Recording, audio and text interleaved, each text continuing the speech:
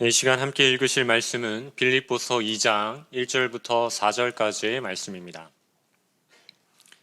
빌립보서 2장 1절에서 4절까지의 말씀을 우리 한 절씩 교독하여 읽도록 하겠습니다. 제가 먼저 1절부터 읽도록 하겠습니다. 그러므로 그리스도 안에 무슨 권면이나 사랑의 무슨 위로나 성령의 무슨 교제나 긍휼이나 자비가 있거든 마음을 같이하여 같은 사랑을 가지고 뜻을 합하여 한 마음을 품어 아무 일에든지 다툼이나 허영으로 하지 말고 오직 겸손한 마음으로 각각 자기보다 남을 낮게 여기고 각각 자기의 일을 돌볼 뿐더러 또한 각각 다른 사람들의 일을 돌보아 나의 기쁨을 충만하게 하라. 아멘. 나의 왕관을 벗고 라는 제목으로 함께 말씀 나누도록 하겠습니다.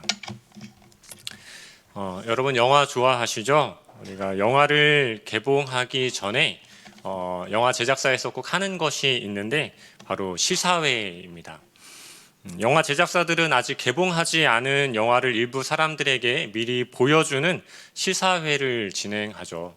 그 시사회를 하는 데에는 크게 두 가지 목적이 있는 것 같습니다. 하나는 이 시사회를 통해서 이 영화에 대한 사람들의 반응을 미리 살펴볼 수 있는 것이죠. 그리고 두 번째 목적은 바로 광고 효과인 것 같습니다.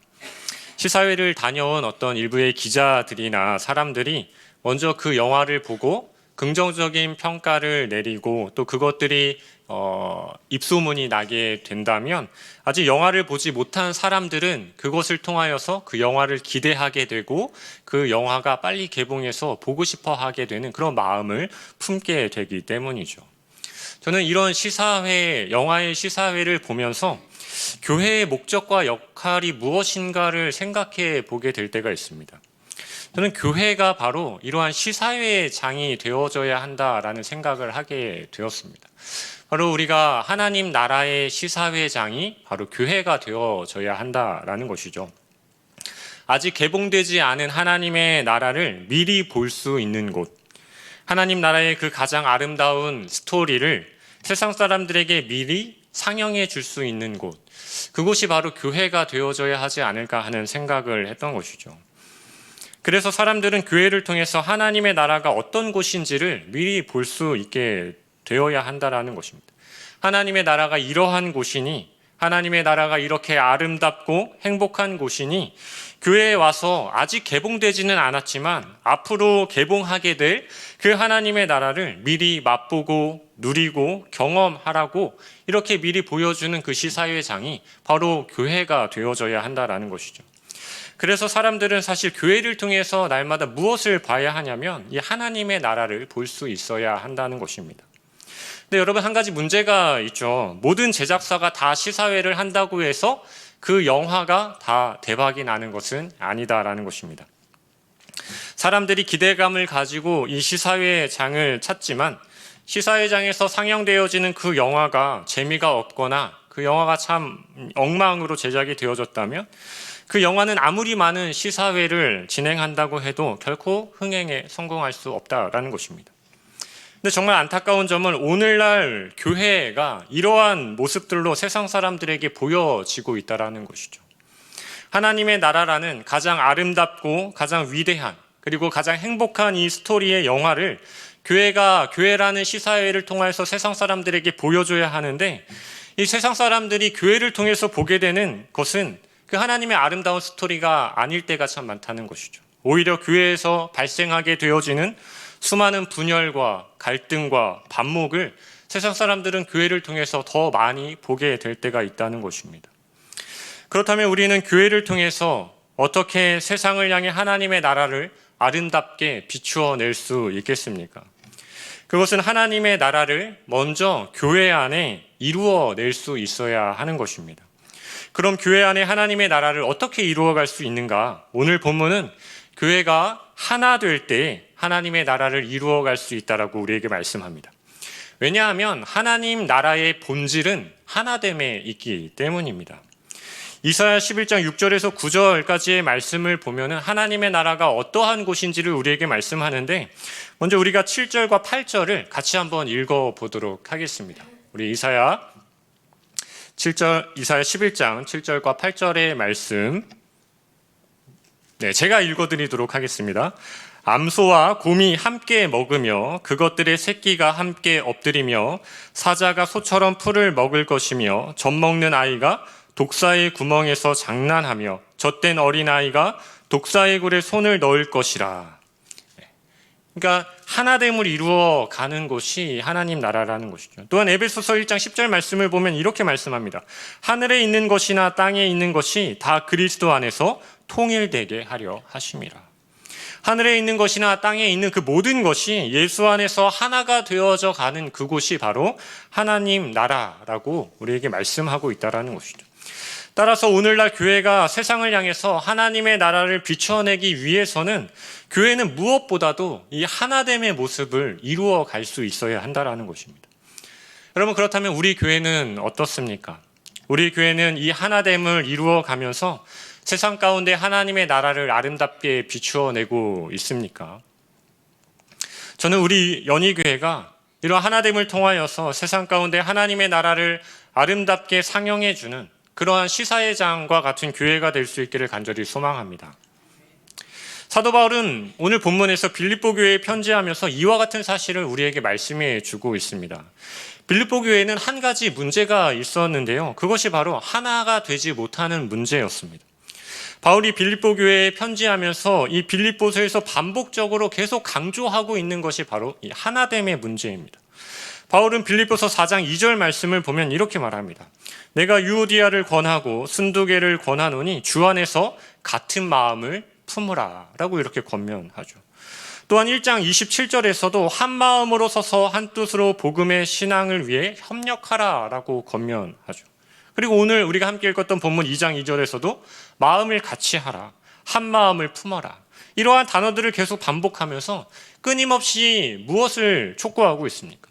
바로 교회의 하나됨을 촉구하고 있는 것입니다. 사도 바울이 이토록 교회를 향하여서 하나됨을 강조하며 촉구하고 있는 이유가 무엇이겠습니까? 너희의 그 하나됨이, 교회의 하나됨이 나의 기쁨을 충만하게 만들기 때문이다 라고 이렇게 말하고 있는 것이죠. 우리가 함께 읽었던 1절에서 4절까지의 이 말씀은 하나의 문장으로 쭉 이어져 있습니다. 근데 이 하나의 문장으로 이어져 있는 이 문장의 결론이 무엇입니까? 바로 이 4절의 말씀 아니겠습니까? 우리 4절 같이 한번 읽어보도록 하겠습니다. 시작. 각각 자기의 일을 돌보뿐더러 또한 각각 다른 사람들의 일을 돌보아 나의 기쁨을 충만하게 하라.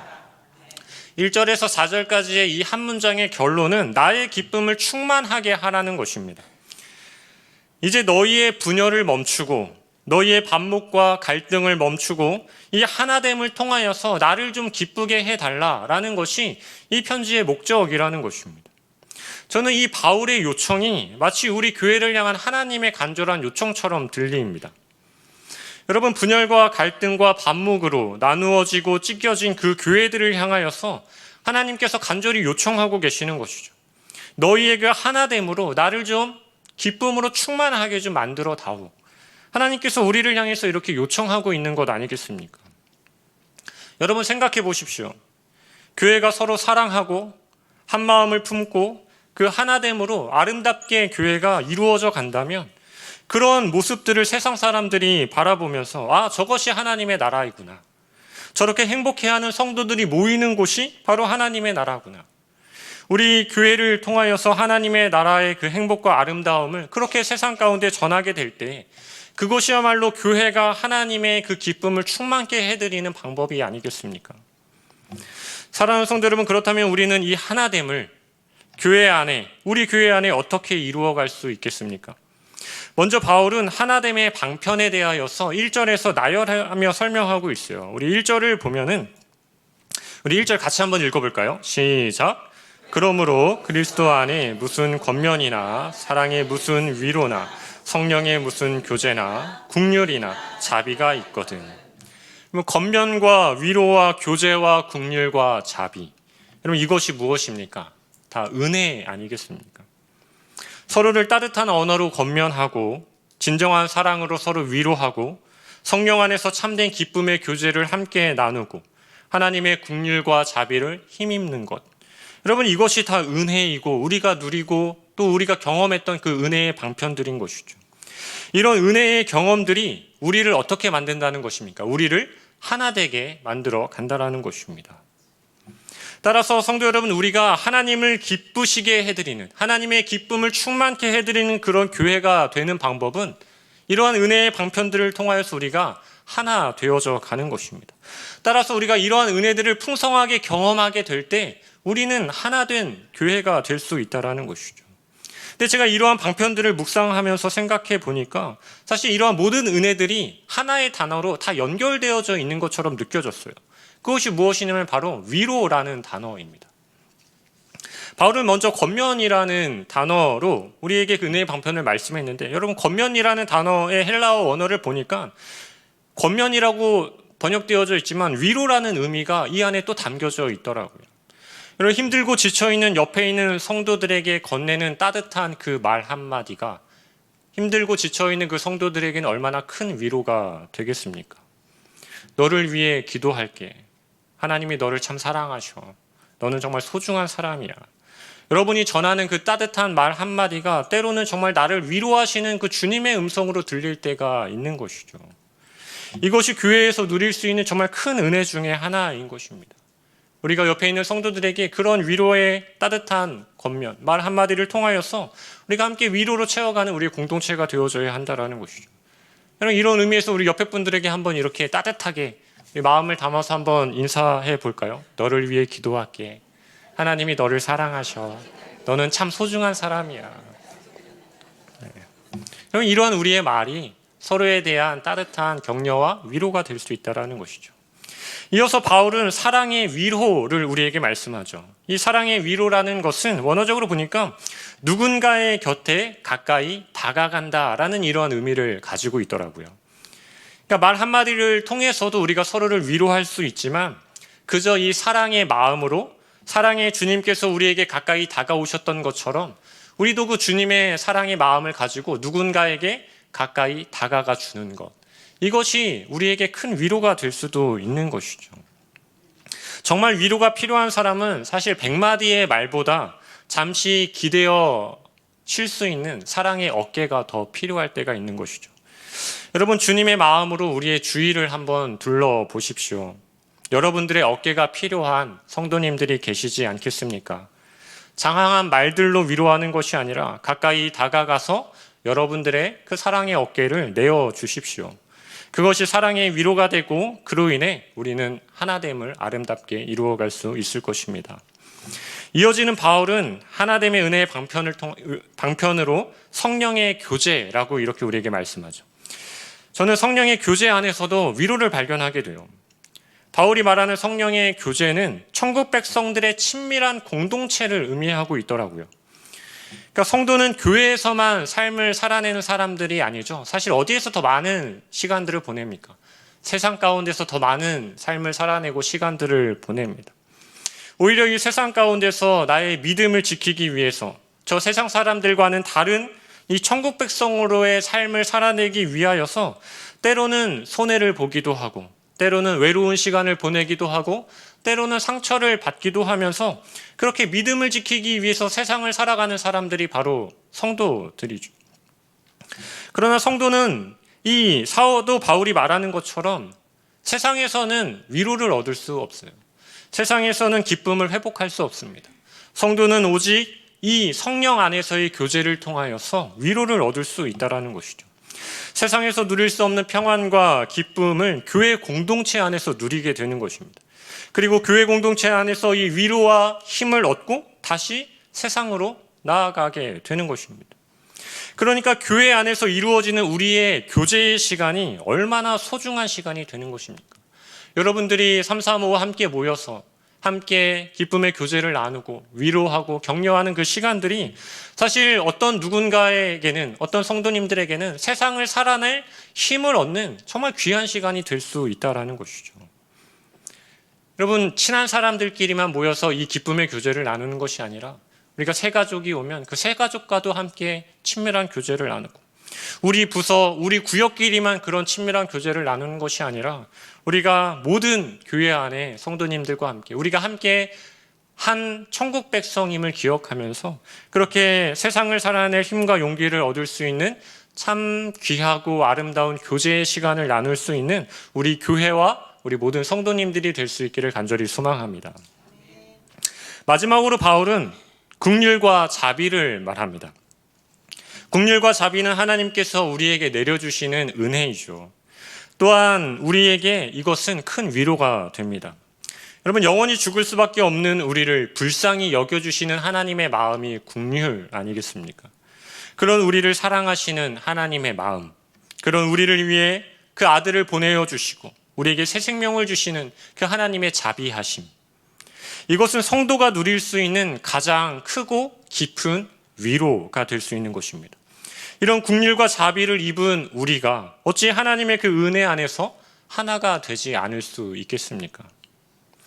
성도 여러분, 교회는 이렇게 생각해 보면 위로의 공동체다라고 이렇게 말해도 과언이 아닌 것 같습니다.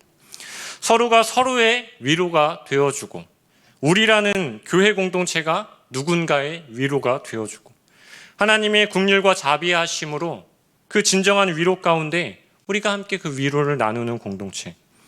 저는 여러분, 우리 연희교회 안에 이런 아름답고 행복한 위로의 은혜가 충만하게 채워지는 교회가 바로 우리 연희교회가 될 수 있기를 간절히 소망합니다.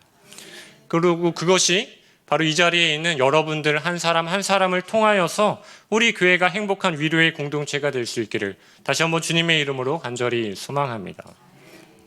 여러분, 이러한 교회가 될 때 이곳이 바로 하나님의 나라가 되는 것입니다. 세상이 이런 우리 교회를 보면서 하나님의 나라를 목격하게 되는 것이죠. 연희교회는 정말 뭐가 다르구나. 그 안에 알 수 없는 어떤 따뜻함과 위로와 소망이 있구나. 이것이 예수를 믿는 사람들이 말하는 하나님 나라이구나. 여러분, 우리 교회가 이런 교회가 될 때 우리는 나의 기쁨을, 그러니까 하나님의 기쁨을 충만하게 채워갈 수 있는 그런 교회가 될 수 있는 것입니다. 다시 한번 우리 성도님들을 통하여서 이런 교회가 될 수 있기를 간절히 소망합니다. 근데 여러분, 이러한 교회는 그저 만들어지지 않습니다. 반드시 실천과 시도가 있어야 합니다. 제가 이전 교회에서 사역할 때 정말 힘든 시간을 보낼 때가 있었어요. 제가 한 번은 수요 예배 때 말씀을 전하고 마무리 기도를 하는데 너무 힘들어가지고 기도하는 순간 저도 막 눈물이 흐르더라고요. 근데 성도님들이 그 모습을 보셨어요. 그리고 며칠 후에 제가 저녁에 이제 집으로 들어가는데 나이가 지긋하신 한 성도님께서 저를 부르시더라고요. 그래서 저에게 위로의 선물을 하나 건네주셨어요. 그 선물이 뭐였냐면 감자깡 한 봉지였습니다. 네, 과자 한 봉지, 감자깡 과자 한 봉지 주셨습니다. 그것을 받고 집으로 와서 아내와 같이 까서 하나씩 먹으면서 참 위로의 시간, 소소한 시간을 보낼 수 있었습니다. 여러분, 이 감자깡 한 봉지가 사실 뭐 어떤 위로를 우리에게 줄 수 있을까 생각할 수 있지만 사실 우리의 위로는 아주 작은 것부터 시작될 수 있는 것입니다. 저는 어떤 물질의 오고 감이 위로라고 말씀드리는 것이 결코 아닙니다. 중요한 것은 같은 마음을 품고 나를 위로하신 주님의 위로를 내가 가지고 이제는 내가 다른 사람을 향하여서, 타인을 향하여서, 내가 사랑하는 다른 성도를 향하여서 그 위로하고자 하는 마음이 중요하다라는 것입니다. 그리고 더 중요한 것은 내가 그렇게 위로하기로 시도하고 실천하는 그 작은 우리의 움직임이 너무나도 중요하다라는 것이죠. 우리가 말로만 그렇게 한다면 우리는 결코 하나됨을 이루어갈 수 없어요. 그 마음을 품는 것도 중요하지만 마음만 품어서는 하나됨을 이루어갈 수 없습니다. 우리는 반드시 시도하고 실천해야 하는 것이죠. 저는 우리 연희교회 공동체가 여러분들의 이 작은 움직임 하나하나가 모여서 정말 크고 아름다운 위로의 공동체, 하나됨의 공동체를 이루어갈 수 있는 그런 우리 교회가 될 수 있기를 간절히 소망합니다. 성도 여러분, 서로를 향한 위로가 하나됨을 위해 반드시 경험하고 간직되어져야 하는 것이라면 여러분, 오히려 반대로 우리의 이 하나됨을 파괴하는 것도 있습니다. 바울은 그것을 오늘 본문에서 다툼과 허영이라고 말합니다. 우리 3절 말씀을 같이 한번 읽도록 하겠습니다. 시작. 아무 일에든지 다툼이나 허영으로 하지 말고 오직 겸손한 마음으로 각각 자기보다 남을 낮게 여기고. 바울은 우리가 하나 되지 못하게 만드는 것, 우리의 하나됨을 파괴하는 것이 바로 다툼과 허영이다라고 이렇게 말씀하고 있습니다. 그렇다면 우리가 버려야 하는 이 다툼과 허영이라는 것은 무엇이겠습니까? 먼저 다툼이라는 단어를 보니까 당을 나누는 것, 당파라고 이렇게 생각할 수 있습니다. 여러분, 역사적으로 당파라는 것은 하나의 그 공동체 가운데 주도권 싸움으로 나타나는 것이 당파였습니다. 한 나라의 주도권을 어느 가문이 쟁취할 것인가? 궁궐 안에 그 주도권을 왕이 차지할 것인가? 다른 권력가가 차지할 것인가? 여러분, 이와 같이 공동체의 주도권을 서로 차지하려고 할 때 나타나는 것이 바로 이 다툼이라는 것입니다. 이 다툼이 일어나는 이유는 이 주도권 싸움을 끊임없이 하려 하는 그 이유가 무엇이냐면 그 뒤에 나오는 바로 허영심 때문이라는 것입니다. 허영이라는 것은 나를 자꾸만 높아지게 만들려 하는 마음이 바로 허영이라는 것이죠. 그러니까 주도권을 내가 가져와야 나를 높일 수 있는 것 아니겠습니까? 그러니까 나를 높이기 위해서는 계속 끊임없이 주도권을 내가 가져와야 하니까 그러한 사람의 곁에는 계속 무엇이 나타나는 것입니까? 다툼과 분열과 반목이 계속 나타날 수밖에 없다라는 것입니다. 제가 재밌는 리포트 하나를 보게 됐는데요. 그 제목은 이것이었습니다. 부부싸움의 원인이었습니다. 내용을 보면 이래요. 부부싸움의 원인은 다양하지만 아주 근본적인 이유는 부부 사이에 존재하는 힘의 균형 상태이고 부부 중에 한쪽의 힘이 현저히 강하며 힘 차이가 보여진다면 싸움이라는 형태의 다툼은 일어나기 어렵다라고 이렇게 이야기하더라고요. 그러니까 쉽게 말해서 다시 말하면 부부간에 서로가 주도권 싸움을 하기 위하여서 힘의 균형이 이루어진다면 팽팽하게 싸운다면은 이 다툼은 멈추지 않는다라는 것입니다. 그러나 남편이 됐든 아내가 됐든 한쪽의 힘이 현저하게 강하거나 현저하게 약해지면 이 주도권을 서로 차지하려는 다툼은 부부 사이에서 일어나지 않게 된다라는 것이죠. 따라서 생각해보면 비록 나에게 힘이 있어도 그럼에도 의도적으로 나의 힘을 버리고 주도권을 내가 차지하려 하는 것이 아니라 오히려 주도권을 상대방에게 의도적으로 넘겨주려 할 때 그러면은 다툼이라는 것이 일어나겠습니까? 안 일어나겠습니까? 일어나지 않게 된다라는 것입니다. 저희 가정도 그래요. 저희 신혼 초에는 서로 이 주도권을 서로 차지하려는 이 다툼이 얼마나 많이 있었는지 몰라요. 그래서 신혼 초에 정말 많이 싸웠던 것 같습니다. 근데 지금은 잘 싸우지 않아요. 왜냐하면 서열 정리가 되었거든요. 제 아내가 주도권을 가지고 있어요. 그런데 만약에 여러분 제가 정말 무엇인가를 소유하고 싶어서 가지고 싶어서 제 이 재정의 주도권을 제가 가져오려고 한다면 그래서 아내에게 반역을 일으킨다면 그 즉시 무엇이 일어나겠습니까? 다툼이 일어나게 되겠죠. 근데 저희 가정의 평화가 유지되는 것은 여전히 아내와 저 사이에 힘의 불균형이 유지되고 있기 때문인 것이죠. 여러분, 남편과 아내의 관계는 어떻습니까?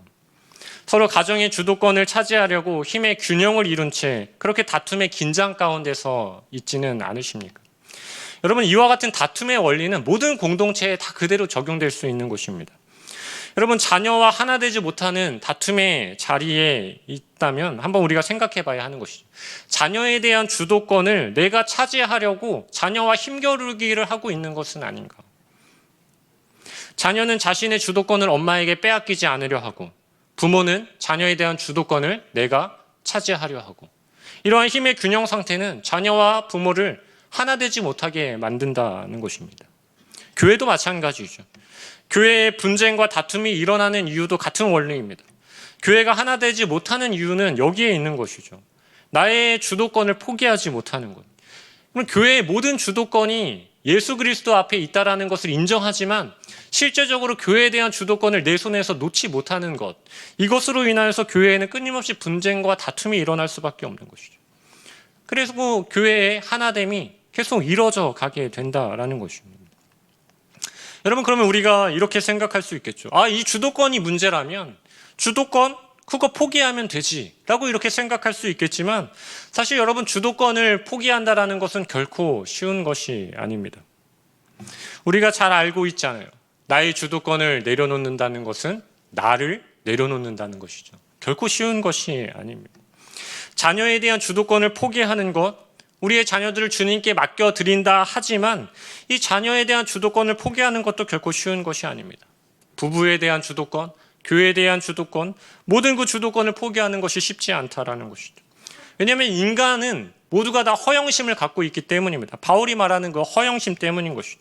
더 높아지기를 원하고 더 많이 쟁취하기를 원하기 때문입니다. 내가 다스림을 받기보다 무엇인가를 다른 누군가를 다스리기를 좋아하는 사람들이 바로 우리 인간의 본심이기 때문이라는 것입니다. 그래서 인간은 이 주도권을 포기하는 것이 결코 쉽지 않다라는 것입니다. 이에 대해서 마틴 로이드 존스 목사님은 이 주도권을 나의 왕관이라고 이렇게 표현했어요. 그러니까 내가 한번 쓴 이 왕관이라는 주도권을 벗어버리기가 결코 쉽지 않다라는 것입니다. 이렇게 말씀했어요. 제가 짧지만 좀 읽어드리도록 하겠습니다. 나의 왕관을 벗는 것이다. 나의 왕관을 벗는다는 것은 나의 주도권을 내려놓는다는 것이다. 다툼과 허영의 원인이 자기 중심적인 사고방식과 삶의 방식으로부터 시작되는 것이다. 그것을 내려놓는 것이다. 궁극적으로 나의 왕관을 벗어버리고 나의 왕관을 주께 드리는 것이다. 이것이 공동체의 하나됨을 가져오는 가장 근본적인 방법이다. 라고 이렇게 말했습니다. 사랑하는 성도 여러분, 이 주도권을 주님께 내어드릴 때에 다툼은 사라지고 공동체의 하나됨을 가져올 수 있게 되는 것입니다. 여러분, 예수님께서도 이 하나됨을 위하여서 하늘의 그 영광의 보좌를 다 버리시고 유일하신 그 주도권을 다 내려놓으시고 인간의 몸으로 이 땅에 오시지 않으셨습니까? 인간과 하나님 사이에 막힌 담을 허시고 우리를 하나님과 하나 되게 하시기 위하여서 예수님께서는 자발적이고 의도적으로 십자가에 자기 자신을 내어놓으셨습니다. 여러분, 이것이 아니었다면 우리는 결코 하나님과 하나 되지 못하였을 것입니다. 우리가 예수님을 믿는 그 믿음으로 이 땅을 살아가고 있다면 우리도 예수님처럼 하나됨을 위하여서 나의 주도권을 십자가 앞에 내려놓을 수 있어야 한다는 것입니다. 나를 자발적이고 의도적으로 나 스스로를 자꾸만 약하게 만들어가는 삶을 우리가 선택해야 한다는 것입니다. 내 인생의 모든 주도권을 나를 살리신 예수 그리스도께 내어드리는 우리. 그런 우리를 통하여서 우리는 하나됨을 이루어갈 수 있는 것입니다. 내가 쓰고 있는 나의 왕관을 우리는 계속 벗어버리려고 시도하고 노력해야 하는 것입니다. 내가 왕관을 벗어놨는데 어느 순간 보면 또 왕관이 쓰여져 있지 않습니까? 자꾸만 왕관을 벗어내야 하는 것입니다. 칼빈은 이 다툼과 허영을 교회의 화평을 깨뜨리는 가장 위험한 두 개의 독소이다라고 이렇게 말했습니다. 그러니까 화평을 깨뜨리는 가장 위험한 독소 두 가지, 다툼과 허영이라는 것이죠. 내 안에 이 다툼과 허영이 혹시 우리 가정의 소중한 공동체를 하나 되지 못하게 파괴하고 있는 것은 아니지. 우리가 함께 사랑하는 주님의 이 교회 공동체를 다툼과 허영으로 인하여서 내가 깨뜨리고 있지는 않은지 우리가 날마다 이 말씀 앞에 점검하고 고민해야 하는 것이죠. 여러분, 그렇다면 이 다툼과 허영을 우리 안에서 어떻게 제거할 수 있겠습니까? 사도 바울은 그 해결책에 대하여서 말씀하였는데 그 해결책의 이름을 바로 겸손이라고 말했습니다. 즉 자기보다 남을 낮게 여기고 자기의 일뿐만 아니라 다른 사람들의 일을 더 돌보아 주는 것. 다툼과 허영을 제거하는 해결책은 바로 이것이다 라고 말했습니다. 여러분, 겸손이라는 것이 우리가 흔히 말하는 미덕, 그것을 겸손이라고 말하는 것이 결코 아닙니다. 누군가 저에게 목사님 왜 이렇게 잘생기셨어요? 이렇게 말하면 아니에요. 이렇게 하는 것이 겸손이 아니라는 것이에요. 겸손은 노예 제도에서 나타나는 말입니다. 비굴함과 굴욕적인 모습을 겸손이라고 얘기하는 것입니다. 여러분, 실제적으로 나보다 훨씬 더 아래에 있는 사람을 나보다 훨씬 더 높이 있는 사람으로 그렇게 여기는 것이 여러분 결코 쉬운 것이 아니죠. 이것은 어쩌면 내가 비굴해지는 것을 선택하는 것이기 때문에 겸손이라는 것은 결코 쉬운 것이 아닙니다. 그런데 이것이 바로 겸손한 마음이라는 것이죠. 나 자신을 스스로 비굴함 가운데 내어 던지는 것. 이것이 겸손이라는 것입니다. 나 자신을 모든 사람보다 한없이 낮은 자로 여기고 다른 사람을 오히려 섬기면서 살아가는 삶의 자세가 겸손이라는 것입니다. 근데 우리가 이러한 삶을 어떻게 살아갈 수 있겠습니까? 그런데 이러한 불가능한 삶을 가능케 만드신 분이 바로 예수님이라는 것이죠. 예수님께서 이 모습을 먼저 우리에게 보여주셨기 때문에 우리도 그러한 삶을 따라 살아가야 한다는 것입니다. 겸손의 왕으로 이 땅에 오신 예수님. 그저 아름다운 겸손의 모습으로 우리가 상상하지만 결코 그러한 것이 아닙니다. 예수님의 겸손은 정말 비참함 가운데서도 비참하신 모습이 바로 예수님의 겸손의 모습이셨습니다. 예수님도 그러한 겸손 가운데 한없이 낮아지시고 한없는 섬김의 삶을 살아내셨기에 우리가 그 예수님을 통하여서 여전히 이 아름다운 하나됨의 모습으로 이 땅을 살아가고 있는 것입니다. 따라서 우리도 예수님처럼 이 겸손의 삶을 통하여서 우리의 하나됨을 파괴하는 다툼과 허영, 나의 왕관을 벗어낼 수 있어야 하는 것입니다. 사랑하는 성도 여러분, 오늘 우리는 하나님의 나라를 이루어가는 우리 연희교회, 세상에 하나님의 나라를 비춰내는 우리 연희교회가 되기 위하여서 이 하나됨의 권면의 말씀들을 우리가 함께 살펴보았습니다. 우리가 다툼과 허영으로 만들어진 나의 왕관을 벗어버리고 하나님의 마음과 예수 그리스도의 사랑으로 우리 안에 서로 위로를 아름답게 채워갈 때 우리는 하나님의 기쁨을 충만하게 더해가는 그런 아름다운 우리 연희교회가 될 수 있을 것입니다.